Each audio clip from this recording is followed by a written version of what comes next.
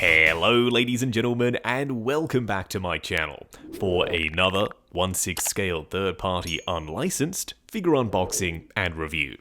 Today, we're taking a look at the SooSoo Toys exclusive Anna Marie, aka Rogue, based off her appearance in one of my favorite childhood shows growing up, X-Men, the animated series. I got mine direct from SooSoo Toys. This is a review sample. This video is a proper review. It is by no means a promotional video. If you are heading down to the description, why not hit that subscribe, bell notification icon, and join button, so you're notified as soon as a brand new review goes live on the channel. As for the box art, SooSoo Toys, they never let me down with their packaging, and they haven't this time either. I dig this image of Rogue. We have Rogue down below, and I'm pretty sure this is the figure, given that's the figure's head sculpt. And in the background, a thunderstorm. We've got ominous clouds, we've got lightning, and a hell of a lot of rain. So I'm pretty sure in this image, Rogue is using Storm's powers. Up top, Anna Marie, a SooSoo Toys logo, and a SooSoo Toys exclusive sticker. Someone commented on one of the previous SooSoo exclusive figure reviews and said, hang on a second, how can a third-party unlicensed figure be an exclusive? Anything can be an exclusive, this just happens to be limited to 300 pieces worldwide, hence it's an exclusive. It seems like the courier had a lot of fun drop-kicking this package onto my doorstep. The bottom of the box has suffered some damage, unfortunately. Up top we do have Anna Marie, warnings, legal info, and a SooSoo Toys logo. Now SooSoo, just like Hot Toys, they have even more artwork underneath this top cover. Look, I may be reading way too much into this, yet at the same time, maybe I'm not. It's Rogue once again in the center, yet this time she's surrounded by fire. Maybe she's using Pyro's powers. We've got a fire in the background, we've got embers down below, and some smoke just for good measure to set the scene. The juxtaposition between the blue when she's using Storm's powers with the rain and the lightning versus the orange on this image, it totally works. Whenever I see this triangle in the corner with the warnings in yellow text on a black background, it always reminds me of Hot Toys, and I think that was SooSoo Toys' intention. Very clever. First in-hand impressions for Rogue. The body feels surprisingly a lot heavier than I was expecting. And far be it from me to comment on someone's weight, just talking about the figure, it feels really premium.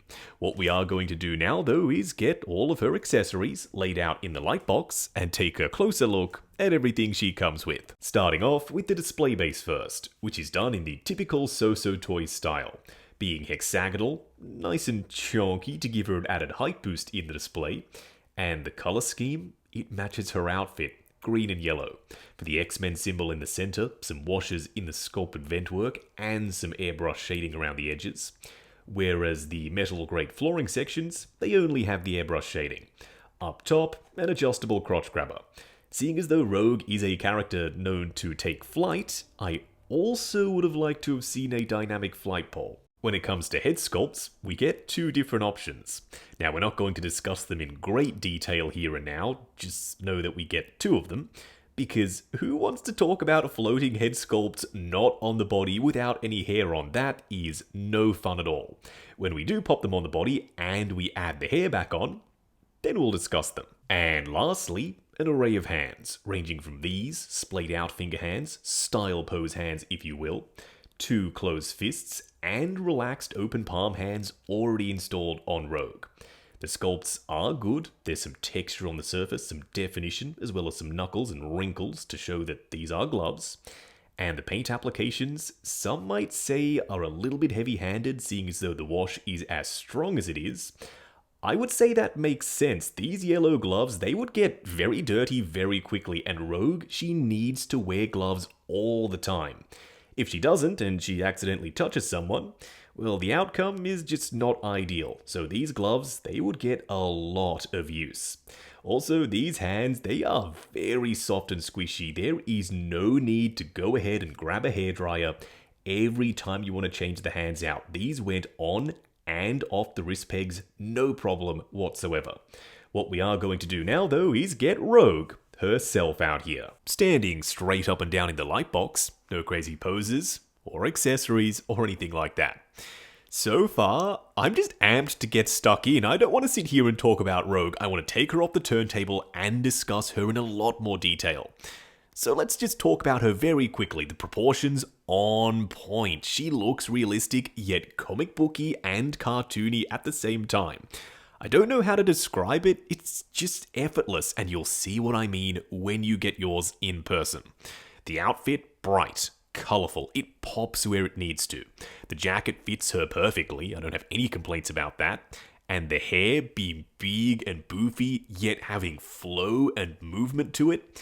It works in multiple different poses. You can have her mid-flight, and it works. You can have her standing there looking stoic with her hair billowing off in the wind, and it still works. Even though she isn't perfect, and we do have some little things to adjust and discuss here and there, I can already tell you, I'm very freaking happy. Up close and personal, kicking things off with Rogue's first head sculpt. We do have two, we've got the smiley one to look at in just a second.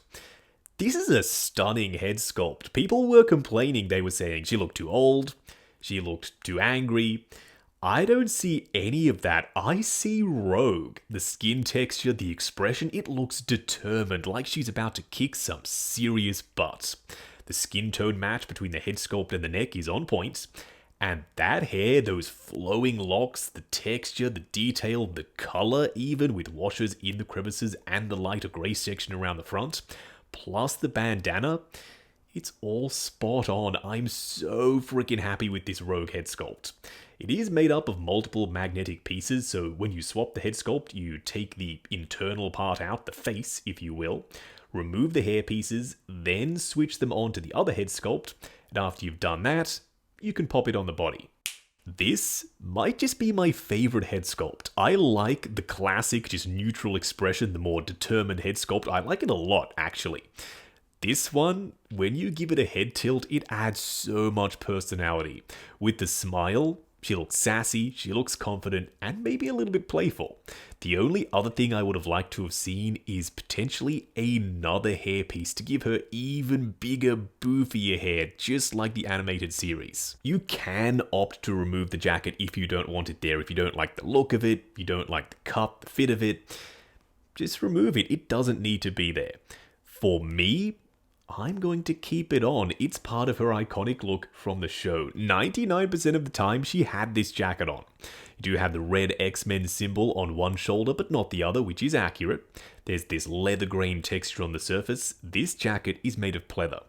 It's soft, it's supple, and it feels relatively sturdy. The lapels are folded back, and the collar, it sticks up, giving her even more personality. I'm fairly certain in the show, this jacket was green rather than the brown they've gone with. I prefer the brown. If they'd gone with green, it would have blended in with the suit. Some contrast and also matching the brown for the belt. That I think is a better look overall. Now these pieces do like to stick out. You can manage them, they're not wide, I would have liked that. The best way I found to do it is to fold them down like this, then push them back and look at that, they sit in position and they have been managed. You can do that on both sides, and this buckle is real metal. Underneath the jacket, you've got some screen printing for the yellow section, her X-Men logo, plus this green honeycomb screen printed texture on the surface of the stretchy green fabric suit. Normally I am a purist, and I would say there is no need for this green screen printing.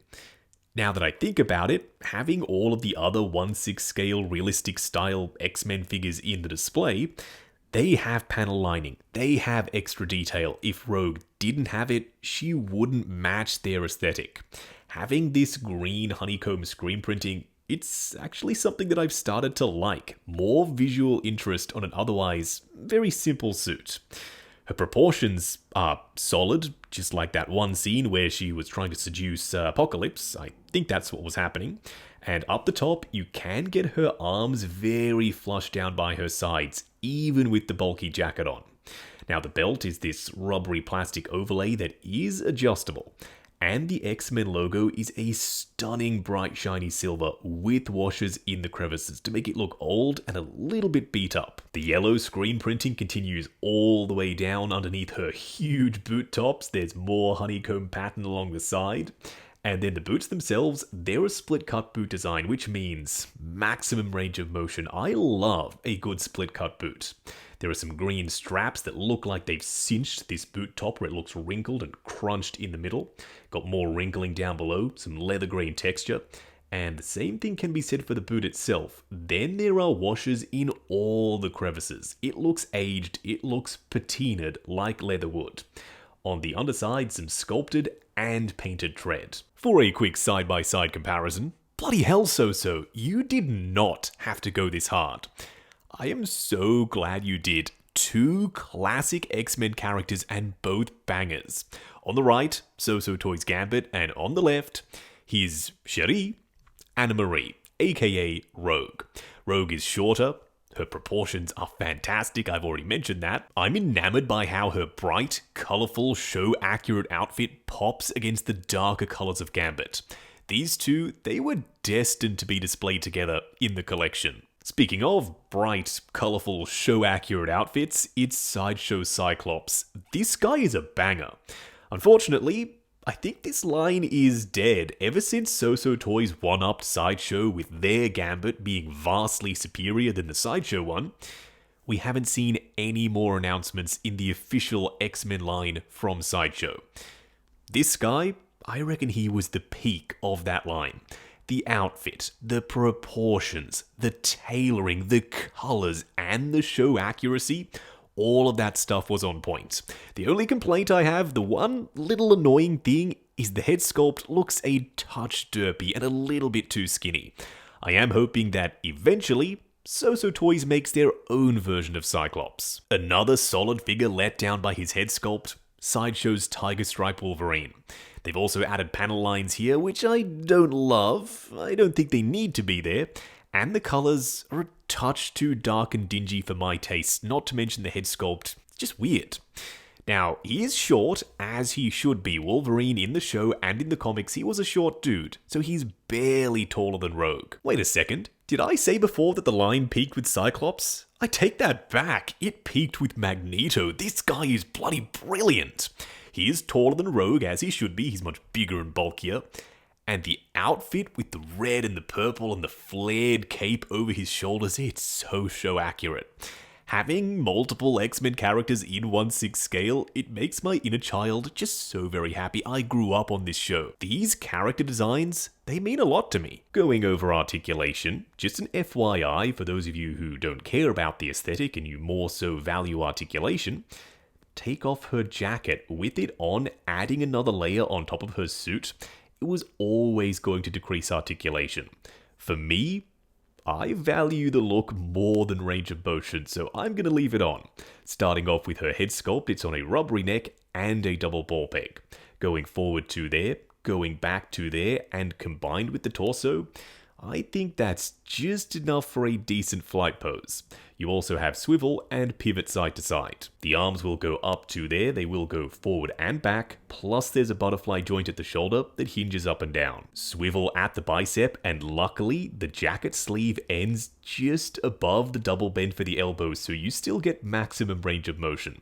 Then tucked up underneath the cuff for the glove, a hinge and swivel for the wrist peg. The torso crunches forward and back at the midsection, swivels and pivots. The legs will go forward to there, they will go out to there, swivel at the upper thigh, single bend at the knee getting you to 90. And lastly for the ankle, it's a split cut boot design and a double ball peg, my favourite combo. Good for forward and back swivel, as well as ankle tilt. Wrapping up on SooSoo Toys Rogue. This figure is great. No, scratch that. This figure is darn near perfect. She is within throwing distance of being a perfect 1/6 scale Rogue. The proportions are just so good, I've already mentioned them over and over and over again, I apologize.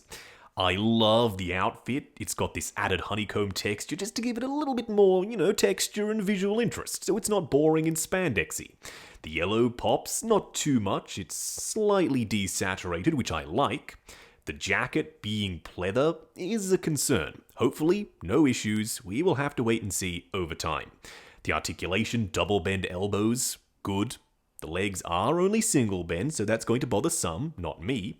And the head sculpts, I think they're the icing on the cake. They were the things that people complained about the most. They said SooSoo.